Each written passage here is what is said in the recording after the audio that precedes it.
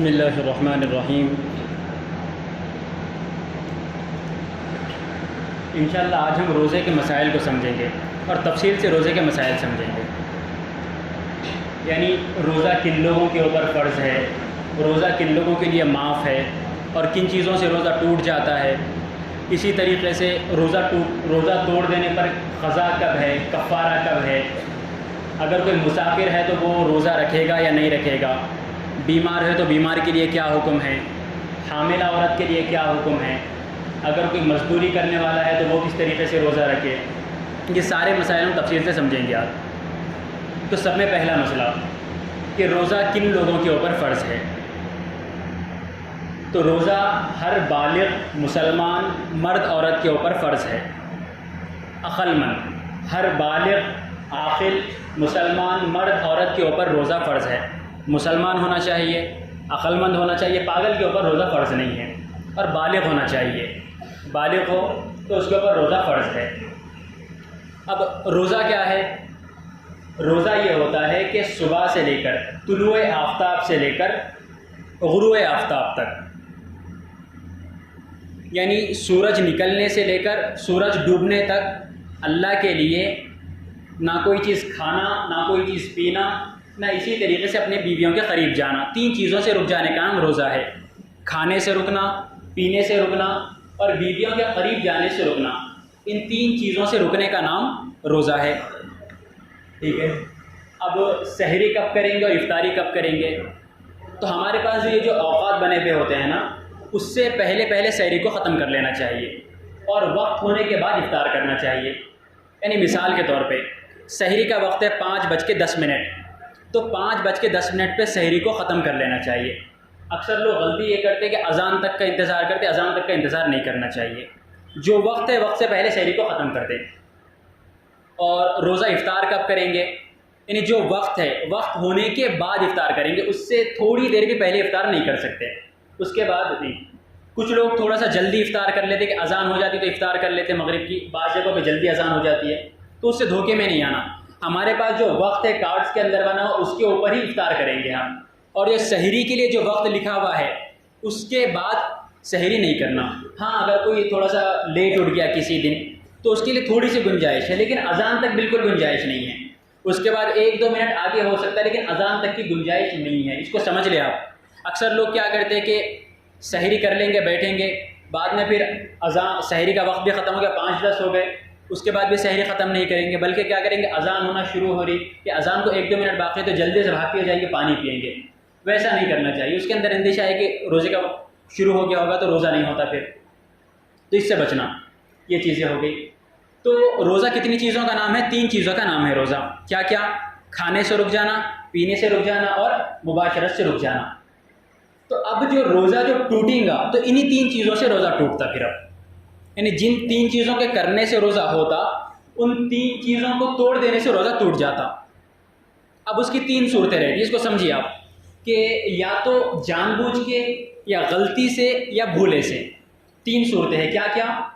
जानबूझ के, गलती से या भूले से। अब तीनों का हुक्म भी अलग अलग है। यानी मिसाल के तौर पे रोज़े के अंदर कोई भूले से कुछ खा या पी ले तो उसका रोज़ा नहीं टूटेगा। यानी हम घर पे बाहर काम से घर पे आए, घर पे आने के बाद हुआ ये कि रोज़ा याद ही नहीं रहा हमको, गलती से हम कोई पानी पी लिए या गलती से कोई चीज़ खा लिए, भूले से, सॉरी गलती से नहीं, भूले से कोई चीज़ खा लिए या पी लिए, रोज़ा नहीं टूटेगा। लेकिन अगर पानी पी रहे थे, पानी मुंह में है, तब याद आ गया कि मैं रोज़े से हूँ, पानी बाहर थूक देना चाहिए उसको।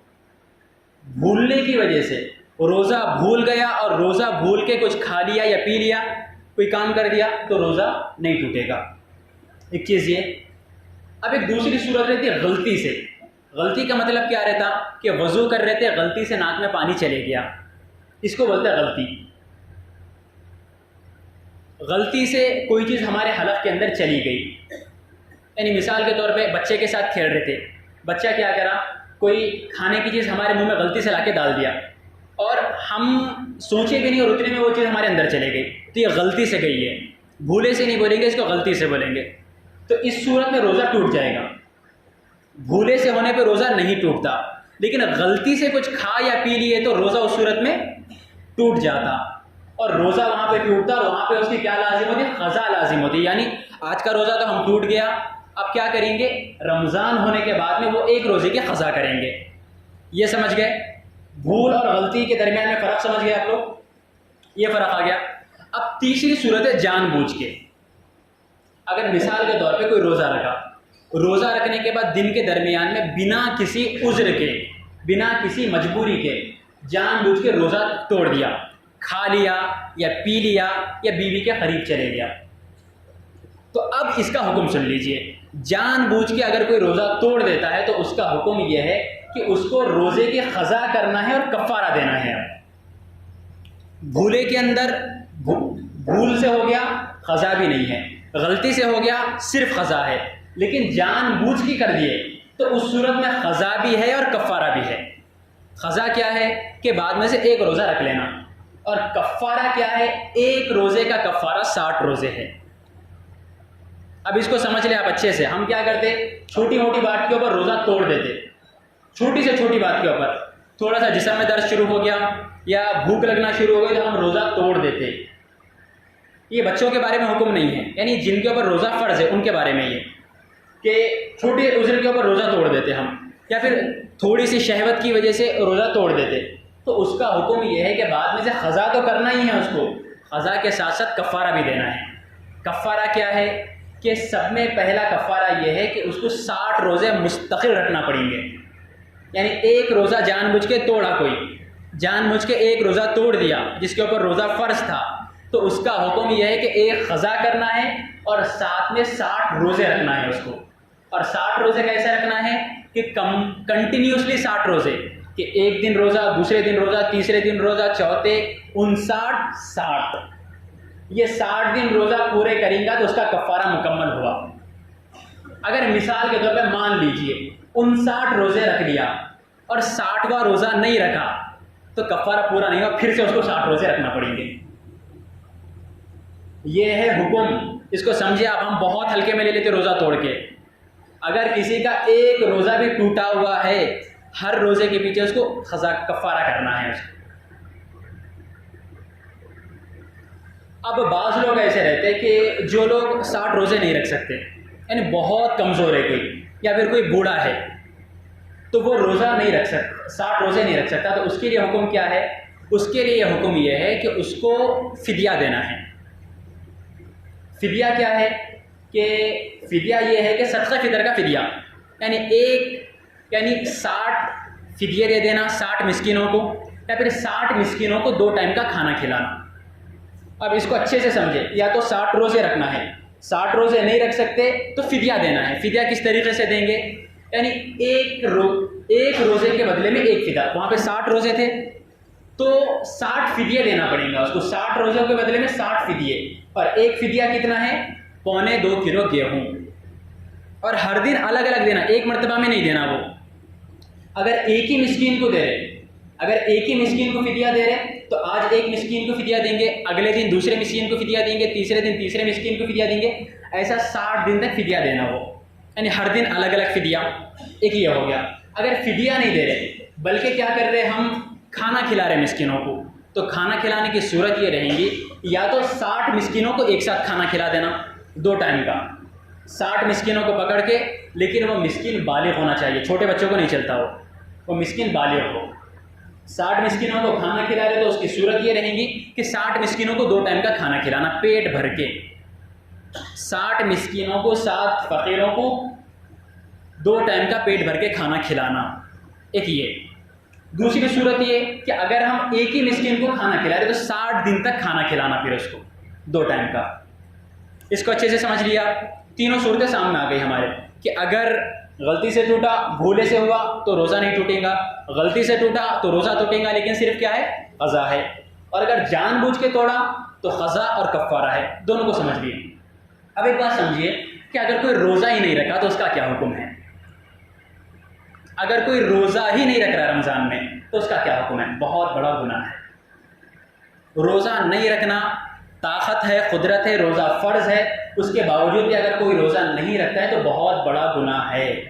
रोज़ा इस्लाम के 5 बुनियादी अरकानों में से एक रुकन है। यानी जैसा ये मस्जिद है, मस्जिद के कितने पिलर हैं यहाँ पे? 1 2 3 4। अगर इसमें से एक भी पिलर तोड़ दिया तो मस्जिद रहेंगे ये? ऐसे इस्लाम के 5 पिलर्स है, उसमें से एक पिलर रोज़ा है। अगर कोई रोज़ा नहीं रखता, एक भी रोज़ा नहीं रखता, तो इस्लाम के एक पिलर को ख़त्म कर दे रहा।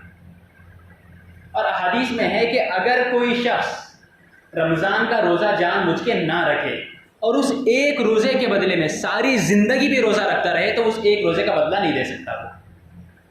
इतना बड़ा है रमज़ान का रोज़ा। अब ये तो हो गई सारी रोज़ा, उसका तोड़ने का क्या है, फिदिया क्या है, कफ़ारा क्या है। अब एक आगे अगली चीज़ ये आती कि अगर कोई बीमार है तो बीमार क्या करेगा? तो अल्लाह तबारक व तआला ने बीमार को इजाज़त दी है कि अगर कोई बीमार है और वाक़अतन बीमार है, बीमारी भी समझे, सिर्फ सर दर्द बीमारी नहीं है, पेट दर्द बीमारी नहीं है, मोशंस लग के बीमारी नहीं है, बीमारी ऐसी बीमारी हो कि डॉक्टर, माहिर डॉक्टर ये बोले उस बारे में कि अगर रोज़ा नहीं रखेगा तो इसकी जान का खतरा है या हलाक होने का अंदेशा है, ऐसी बीमारी है, तो उसके लिए यह हुक्म है कि वो रोज़े को छोड़ सकता। फिर अब उसके लिए गुंजाइश है कि रोज़े को छोड़ सकता। हाँ, अब कुछ बीमार ऐसे आते हैं कि कोई शुगर का मरीज़ है, कुछ लोग ऐसे रहते हैं कि उनको हर थोड़ी देर में मीठा खाना रहता है, अब उनको लोगों के लिए गुंजाइश है वो रोज़ा ना रखे तो भी चल जाएगा। बीमार, ऐसा बीमार, हर छोटा मोटा बीमार रोज़ा नहीं छोड़ सकता, ऐसा कोई बीमार है तो उसके लिए इजाज़त है कि वो रोज़ा छोड़ दे। और एक चीज़ आती है कि अब कुछ लोग ज़िद्दी रहते हैं कि बीमार है और वाक़तन वैसे बीमार रहते हैं कि जिनको इजाज़त है शरीयत की तरफ से रोज़ा छोड़ देने की, जानबूझ के फिर भी रोज़ा रखते, तो उनको इजाज़त नहीं है रोज़ा रखने की। बीमार का हुक्म समझ लिए। अब मुसाफिर, अगर रमज़ान में कोई सफ़र कर रहा तो उसके लिए क्या हुक्म है? तो देखिए, अगर कोई मुसाफिर है, मुसाफिर किसको बोलेंगे? जो 77 किलोमीटर, 77 किलोमीटर्स अगर कोई सफ़र कर रहा तो उसको रोज़ा छोड़ने की इजाज़त है। मुसाफिर को भी रोज़ा छोड़ने की इजाज़त है। अब इसको समझिए कि कब छोड़ने की इजाज़त है। यानी हम घर पे हैं और घर पे सहरी कर रहे हैं और दिन में हम सफ़र शुरू करने वाले हैं, इसको रोज़ा छोड़ने की इजाज़त नहीं, क्योंकि तो सफ़र शुरू ही नहीं हुआ अभी। अगर कोई पहले से सफ़र कर रहा, चालू है, उसका 77 किलोमीटर का सफ़र कर दिया और 15 दिन से कम किसी जगह ठहरने की इजाज़त है, तो अब वो मुसाफिर है, अब उसको इजाज़त है कि वो रोज़ा छोड़ सकता। अगर आसानी है उसके लिए, आसानी से रह सकता, तो रोज़ा रख लेना चाहिए, बेहतर है। वरना शरीयत की तरफ से तो उसको इजाज़त है कि रोज़ा छोड़ दे, रमज़ान के बाद में रोज़े रख ले। हाँ, अब ये मसला कि कोई बीमार था, रमज़ान में रोज़ा छूट गया, मुसाफिर था, रमज़ान में रोज़ा छूट गया, तो उसके ऊपर ज़रूरी है बाद में क़ज़ा करना, बाद में उसको वो एक रोज़ा रखना ज़रूरी है। और हज़रत आयशा फरमाते कि अगर हमारे से कोई रोज़ा छूट जाता था तो हम अगले रमज़ान से पहले यानी शव्वाल के अंदर हम उस रोज़े की क़ज़ा कर लेते थे। तो हमारा ये रमज़ान में कोई रोज़ा छूट गया तो हम कोशिश करके अगले रमज़ान से पहले उसकी क़ज़ा कर लेना। हम क़ज़ा करते ही नहीं रोज़ों की, हम रमज़ान चले गया भूल जाते रोज़ा रखना भी है, तो रोज़ा की क़ज़ा करना ज़रूरी है, वो ज़िम्मे में लाजिम है। ये एक चीज़ हो गई। तो क्या क्या रोज़ा छोड़ने की इजाज़त किसको किसको है? एक तो है कौन? मुसाफिर, दूसरा है बीमार। हाँ, और एक मसला, बहुत अहम मसला, मर्दों का मसला ये कि अगर कोई खाने और पीने से गलती से हो गया तो रोज़ा टूट जाता, गलती से खा या पी लिया तो रोज़ा टूट जाता, क़ज़ा है सिर्फ। इसी तरीके से मैस्टरबेशन के ज़रिए से, यानी हाथ के इस्तेमाल के ज़रिए से मनी को खारिज करे तब भी रोज़ा टूट जाता और उसके ऊपर सिर्फ क़ज़ा है, कफ़ारा नहीं है। इसको समझ लीजिए, मैस्टरबेशन के ज़रिए से रोज़ा टूट जाता और उसके ऊपर क्या लाजिम हो जाती? क़ज़ा, कफ़ारा नहीं है। कफ़ारा सिर्फ 3 चीज़ों के ऊपर है, जानबूझ के खाए, जानबूझ के पिए, जानबूझ के बीवी के करीब गए, सिर्फ 3 चीज़ों के ऊपर जानबूझ के करने से क़ज़ा और कफ़ारा है। ये हो गया। और एक औरतों से मुताल्लिक़ मसला, वो ये कि अगर कोई औरत रोज़ा रखे और रोज़ा रखने के दरमियान में खून आ गया तो रोज़ा वहाँ पे टूट जाएगा। और किसी के माहवारी चल रहे तो माहवारी के दिनों के अंदर रोज़ा फ़र्ज़ नहीं है, बल्कि उन रोज़ों के बाद में क़ज़ा कर लेना है। वो बीमार की तरह है, बीमार को जैसे इजाज़त है रोज़ा छोड़ देने की, लेकिन माहवारी के दरमियान में रोज़ा रखने की बिल्कुल इजाज़त नहीं है, रोज़ा नहीं रखना है, बाद में से रोज़े की क़ज़ा कर लेना।